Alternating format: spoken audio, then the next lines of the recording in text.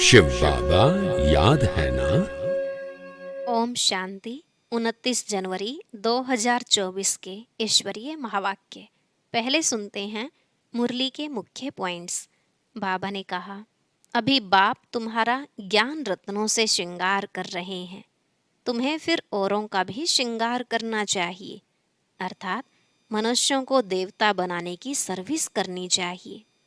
यह पढ़ाई अमर लोक में जाने की अमर कथा है। इस पढ़ाई और योग बल से तुम बहुत उच्च पद पाते हो। अगर अच्छी रीति पढ़ेंगे तो तुम भविष्य 21 जन्म उच्च पद पाएंगे। बाप 21 पीढ़ी का सुख देने आए हैं, वहाँ तुम बहुत मौज में रहेंगे। फिर बाबा ने कहा, काम धंधे में भले कितने भी बिजी क्यों ना हो, परंतु कहना चाहिए हम तो बाप से पूरा वर्षा जरूर लेंगे, क्योंकि इसमें अथाह अनगिनत कमाई है। तुम्हें पवित्र जरूर बनना है, क्योंकि सबसे छीछी हिंसा और सबसे बड़ा अनर्थ यह काम कटारी ही है। जैसे बाप जिसको भी देखते हैं तो आत्मा रूप से देखते हैं, ऐसे बच्चों को भी प्रैक्टिस करनी चाहिए। जब भी कोई से बात करो तो बुद्धि में रहे हम आत्मा भाई से बात कर रहे हैं। लास्ट में बाबा ने कहा, बाप जो मुरली चलाते हैं यह है खजाना। तो जब तक बाबा ज्ञान का खजाना देवे तुम लेते रहो और बाप को याद करते रहो। जितना तुम चुप होकर बैठेंगे, मन मनाभव होकर रहेंगे, उतना ही फायदा है। अब सुनते हैं महावाक्यों को विस्तार से। बाबा ने कहा, मीठे बच्चे, जैसे बाप तुम्हारा श्रृंगार करते हैं ऐसे तुम्हें भी दूसरों का करना है।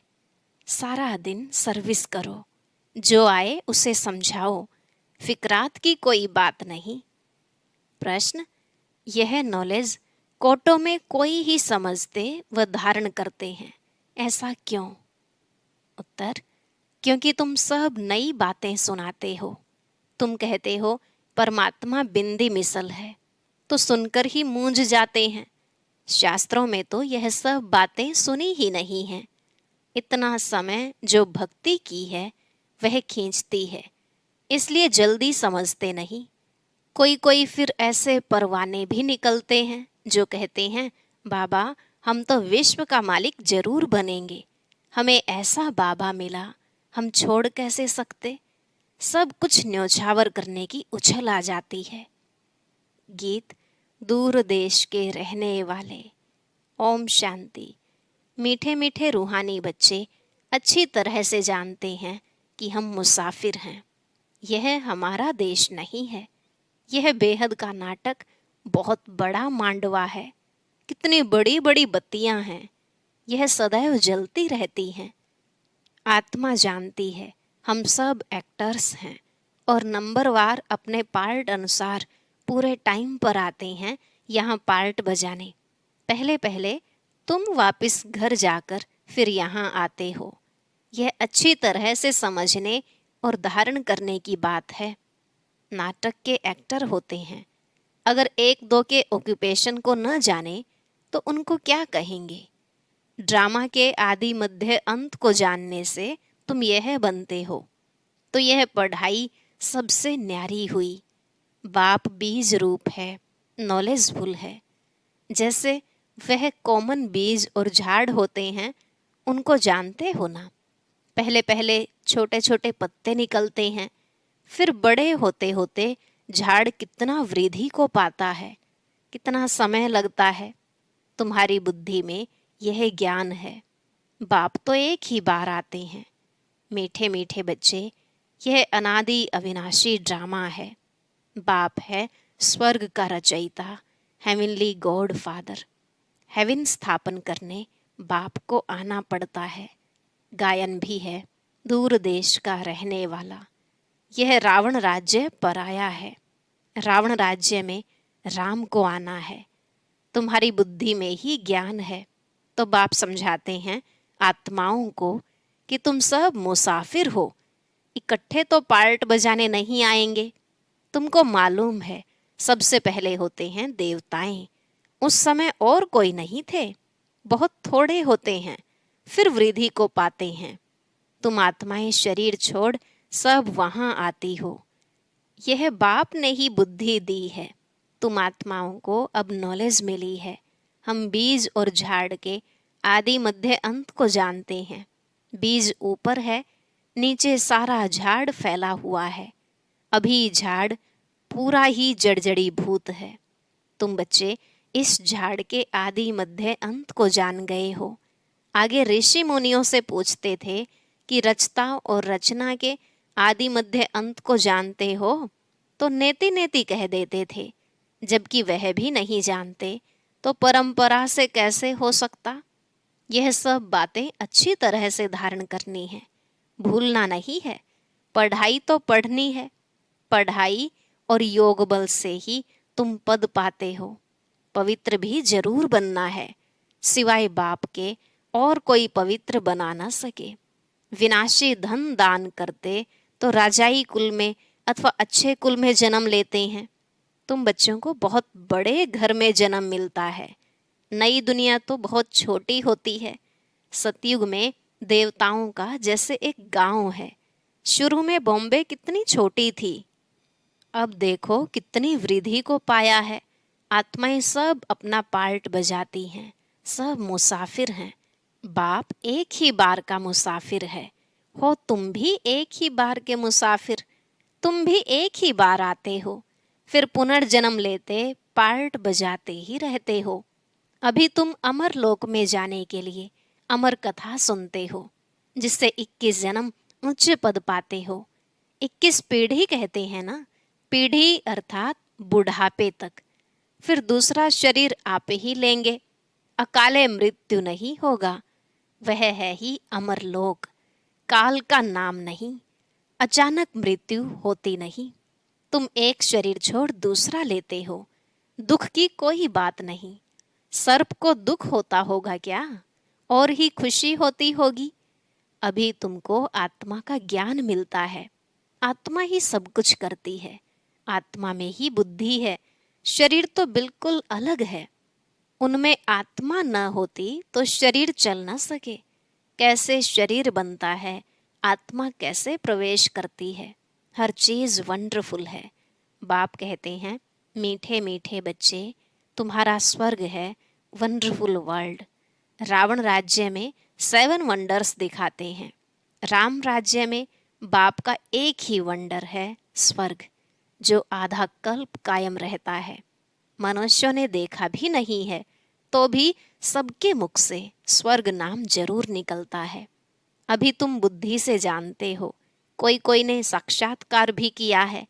बाबा ने भी विनाश और अपनी राजधानी देखी। अर्जुन को भी साक्षात्कार में दिखाया है। अब बरोबर यह है गीता एपिसोड। बाबा समझाते हैं कि बच्चे, यह है पुरुषोत्तम संगम युग, जबकि मैं आकर तुम बच्चों को राजयोग सिखाता हूँ और इतना उच्च बनाता हूँ। दुनिया में इन बातों को कोई नहीं जानते। तुम बहुत मौज से रहते हो। यहाँ मनुष्य मरते हैं तो दीपक जगाते हैं कि आत्मा को अंधियारा न हो। सतयुग में ऐसी बातें नहीं होती। सतयुग में सब आत्माओं का दीपक जगा रहता है, घर घर में सोजरा होता है। यहाँ फिर मनुष्य घर घर में बत्तियां जलाते हैं। बाप कहते हैं, इन सब बातों को अच्छी तरह बुद्धि में धारण करना है। बाप और राजधानी को याद करते रहो। तुम जानते हो, इतना समय हमने राजाई की। जो बहुत समय के बिछड़े हुए हैं, उन्हों से ही बाप बात करते हैं, पढ़ाते हैं। बच्चे जानते हैं, इस समय की बातों के ही त्योहार मनाते हैं। शिव जयंती भारत में ही मनाते हैं। शिव है ऊंचे ते ऊंच भगवान। वह भारत में कैसे आते हैं, उसने खुद बताया है कि मुझे प्रकृति का आधार लेकर आना पड़ता है, तब तो बोलते हैं, नहीं तो बच्चों को ज्ञान श्रृंगार कैसे कराए। अब तुम्हारा श्रृंगार हो रहा है, तुम फिर दूसरों का करा रहे हो, मनुष्य से देवता बनाने का। यह है बहुत सहज, परंतु मनुष्यों की बुद्धि ऐसी डल हो गई है जो कुछ भी समझते नहीं, टाइम लेते हैं। तुम प्रदर्शनी में सब बातें समझाते हो, जो आया जैसे समझाया सब ड्रामा, फिक्रात की कोई बात नहीं। बच्चे कहते हैं, बाबा माथा बहुत मारते हैं, निकलता कोटों में कोई है, सो तो होगा। तुम कहते हो परमात्मा बिंदी है, शास्त्रों में ऐसी बात है नहीं, इसलिए मूंझ पड़ते हैं। तुम भी पहले नहीं मानते थे, कोई कोई को 2 वर्ष भी समझने में लगे। चले जाते हैं फिर आते हैं, इतना सहज भक्ति छूटती नहीं है, वह अपनी ओर खींचती है। यह भी ड्रामा में पार्ट है, सिवाय तुम ब्राह्मणों के और कोई नहीं जानते। विराट रूप का भी अर्थ समझा है, यह है तुम्हारी बाजोली।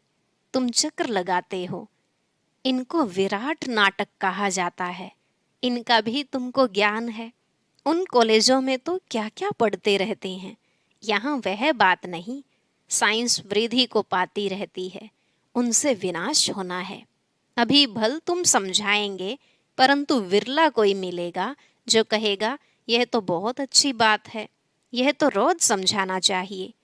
कितना भी काम हो, परंतु कहेंगे हमको तो बाबा से वर्षा जरूर लेना है, यह तो अथाह अनगिनत कमाई है। बाबा कहते हैं, बच्चे मेरी बुद्धि में सारे झाड़ की नॉलेज है, सो अभी तुम भी समझ रहे हो। बाप जो समझाते हैं वह बहुत एक्यूरेट है, एक सेकंड न मिले दूसरे से। कितनी महीनता है, तुमने कितने चक्र लगाए हैं। यह ड्रामा जो मिसल चलता है, एक ही चक्र को 5000 वर्ष लगते हैं, उसमें सारा खेल चलता है। उनको ही जानना है, वहाँ गायें भी फर्स्ट क्लास होंगी। जैसा आपका पद वैसा फर्नीचर, वैसा मकान भबका होता है। खुशी भी आत्मा को ही होती है। हमारी आत्मा तृप्त हुई। तृप्त परमात्मा तो नहीं कहा जाता है, कहेंगे तुम्हारी आत्मा तृप्त हुई। हाँ बाबा तृप्त हुई, तो यह सब खेल चलता आया है। बाप जो समझाते हैं यह भी ड्रामा का खेल है। अब बाप तुमको रेजोनेट करते हैं, तुम्हारी काया कल्प वृक्ष समान बन जाती है। नाम ही है अमर लोक, आत्मा भी अमर है, काल खा न सके। बाबा तुम्हारी आत्माओं से बात करते हैं। अकाल आत्मा जो इस तख्त पर बैठी है, उनसे बात करते हैं। आत्मा इन कानों से सुनती है। हम आत्माओं को ही बाप पढ़ाने आए हैं। बाप की दृष्टि हमेशा आत्माओं पर रहती है। तुमको भी बाप समझाते हैं, हमेशा भाई भाई की दृष्टि रखो। भाई से हम बात करते हैं, फिर क्रिमिनल दृष्टि न जाए। यह प्रैक्टिस बहुत अच्छी चाहिए। हम आत्मा हैं, हमने इतने जन्म ले पार्ट बजाया है। हम पुण्य आत्मा थे, हम ही पवित्र आत्मा बने हैं। सोने में ही खाद पड़ती है। जो आत्माएं पिछाड़ी को आएंगी उनको क्या कहेंगे? कुछ परसेंट सोने का होगा। भल पवित्र होकर जाते हैं, परंतु पावर तो कम है ना। 1-2 जन्म करके लिया, इससे क्या हुआ? बाबा जो मुरली चलाते हैं वह है खजाना। जब तक बाप दे तब तक तुम बाप को याद करते रहो। याद से ही तुम एवर हेल्दी बनते हो। चुप होकर बैठने से भी बहुत फायदा है। मन मना भव, इसका अर्थ भी कोई नहीं जानते। बाप ही हर बात का अर्थ समझाते हैं। यहाँ तो है अनर्थ। सबसे बड़ा अनर्थ है 1-2 पर काम कटारी चलाना, जिससे आदि मध्य अंत दुख पाते हैं। सबसे छीछी हिंसा यह है, इसलिए इनको नर्क कहा जाता है। स्वर्ग और नर्क का भी कोई अर्थ नहीं समझते। वह है नंबर 1, नर्क है नंबर लास्ट। तुम जानते हो हम इस विश्व नाटक के एक्टर्स हैं। तुम नेति नेति नहीं कहेंगे। तुम श्रीमत से कितने अच्छे चित्र बनाते हो, जो मनुष्य देखते ही खुश हो जाएं और सहज ही समझ जाएं। यह चित्र बनाना भी ड्रामा में नोंद है। पिछाड़ी को तुम याद में ही रहेंगे। सृष्टि चक्र भी बुद्धि में आ जाएगा। नई दुनिया कौन बनाता और पुरानी दुनिया कौन बनाते हैं, यह सब तुम ही जानते हो। सतो रजो तमो में सबको आना ही है। अभी है कलयुग, यह किसको पता नहीं कि बाप आकर हमको स्वर्ग का मालिक बनाएंगे, किसके ख्याल में भी नहीं आता। तुमको तो अभी सारे सृष्टि के आदि मध्य अंत की नॉलेज है। रचयिता बाप इसमें बैठ समझाते हैं कि मैं तुम आत्माओं का बाप हूँ, बेहद का टीचर हूँ। यह संगम युग है, पुरुषोत्तम युग। सतयुग और कलयुग को पुरुषोत्तम नहीं कहेंगे, संगम पर ही तुम पुरुषोत्तम बनते हो। जब बाप आकर राजयोग सिखलाते हैं, दिन प्रतिदिन तुम बच्चों को समझाने में बहुत सहज होगा। झाड़ वृद्धि को पाता रहेगा। क्षमा पर बहुत परवाने आते हैं फिदा होने। ऐसे बाप को कौन छोड़ेगा, कहेगा बाबा बस हम तो आपके पास ही बैठे रहें, यह सब कुछ आपका है। ऐसे उच्च बाप को हम छोड़े क्यों। जोश बहुतों में आता है। बाबा से विश्व की बादशाही मिलती है तो हम छोड़कर क्यों जाएं। यहाँ तो हम स्वर्ग में बैठे हैं, यहाँ कोई काल भी नहीं आ सकता। परंतु बाप की श्रीमत लेनी पड़े। बाप कहेंगे ऐसे नहीं करना, उछल तो आएगी, परंतु ड्रामा में ऐसा नहीं है जो सब यहाँ बैठ जाएं। जोश आता है क्योंकि जानते हैं यह सब कुछ खत्म होने वाला है। जिनका पार्ट है वह सुनते रहते हैं। बाप कहते हैं तुम LLB ICS पढ़ते हो, इनसे क्या मिलेगा। कल शरीर छूट जाए तो क्या मिलेगा, कुछ भी नहीं। वह है विनाशी विद्या, यह है अविनाशी विद्या जो अविनाशी बाप देते हैं। टाइम बहुत थोड़ा है। तमो प्रधान से सतो प्रधान इस जन्म में ही बनना है। वह तो याद से ही बनेंगे। और सब देह के धर्म छोड़ मामेकम याद करो। शरीर पर भरोसा नहीं, पढ़ते पढ़ते मर जाते हैं। तो बाप का काम है समझाना, उस पढ़ाई में क्या कमाई है और इस पढ़ाई में क्या कमाई है। यह तो तुम जानते हो। शिव बाबा का भंडारा सदैव भरपूर है। इतने सब बच्चे पलते रहते हैं, फिक्र की कोई बात नहीं। भूख मर नहीं सकते। लौकिक बाप भी देखते हैं, बच्चों को खाना नहीं मिलता है तो खुद भी नहीं खाते। बच्चों का दुख बाप सहन नहीं कर सकते। पहले बच्चे, पीछे बाप। माँ सबसे पीछे खाती है, रूखा सूखा बचता है वह खा लेती है। हमारी भंडारी भी ऐसी है। अच्छा, मीठे मीठे सिकिलधे बच्चों प्रति माता पिता बाप दादा का याद प्यार और गुड मॉर्निंग।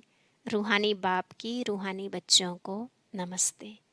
रूहानी बच्चों की रूहानी बाप दादा को नमस्ते नमस्ते, गुड मॉर्निंग। शुक्रिया बाबा, शुक्रिया। धारणा के लिए मुख्य सार। पहला पॉइंट, भाई भाई की दृष्टि पक्की करनी है। हम आत्मा भाई से बात करते हैं, यह अभ्यास कर क्रिमिनल दृष्टि को परिवर्तन करना है। दूसरा, बाप जब ज्ञान खजाना देते हैं तो याद में बैठ बुद्धि रूपी झोली से खजाना भरना है। चुप बैठकर अविनाशी कमाई जमा करनी है। आज का वरदान, आत्मिक मुस्कुराहट द्वारा चेहरे से प्रसन्नता की झलक दिखाने वाले विशेष आत्मा भव। आत्मिक मुस्कुराहट द्वारा चेहरे से प्रसन्नता की झलक दिखाने वाले विशेष आत्मा भव। बाबा ने कहा ब्राह्मण जीवन की विशेषता है प्रसन्नता। प्रसन्नता अर्थात आत्मिक मुस्कुराहट। जोर जोर से हंसना नहीं, लेकिन मुस्कुराना। चाहे कोई गाली भी दे रहा हो तो भी आपके चेहरे पर दुख की लहर नहीं आए। सदा प्रसन्न चित। यह नहीं सोचो कि उसने 1 घंटा बोला, मैंने तो सिर्फ 1 सेकंड बोला। सेकंड भी बोला या सोचा, शक्ल पर अप्रसन्नता आई तो फेल हो जाएंगे। 1 घंटा सहन किया, फिर गुब्बारे से गैस निकल गई। श्रेष्ठ जीवन के लक्ष्य वाली विशेष आत्मा ऐसे गैस के गुब्बारे नहीं बनती। स्लोगन, शीतल काया वाले योगी स्वयं शीतल बन दूसरों को शीतल दृष्टि से निहाल करते हैं। शीतल काया वाले योगी स्वयं शीतल बन दूसरों को शीतल दृष्टि से निहाल करते हैं। अब है अव्यक्ति साइलेंस द्वारा डबल लाइट फरिश्ता स्थिति का अनुभव करो। जैसे साइंस वाले रेत में भी अनाज पैदा कर देते हैं, ऐसे आप साइलेंस द्वारा धरनी का परिवर्तन करो। इसके लिए शुभ भावना संपन्न बनो। ब्रह्मा बाप को फॉलो करो। साइलेंस की शक्ति से किसी भी आत्मा की वृत्ति दृष्टि का परिवर्तन कर दो। जैसे क्रोध अज्ञान की शक्ति है, ऐसे ज्ञान की शक्ति शांति है, सहन शक्ति है। अभी इन गुणों को अपना संस्कार बना लो तो डबल लाइट फरिश्ता सहज बन जाएंगे। ओम शांति। अब सुनते हैं आज की अव्यक्त मुरली। इसके लिए ऊपर दिए गए बॉक्स पर क्लिक करें।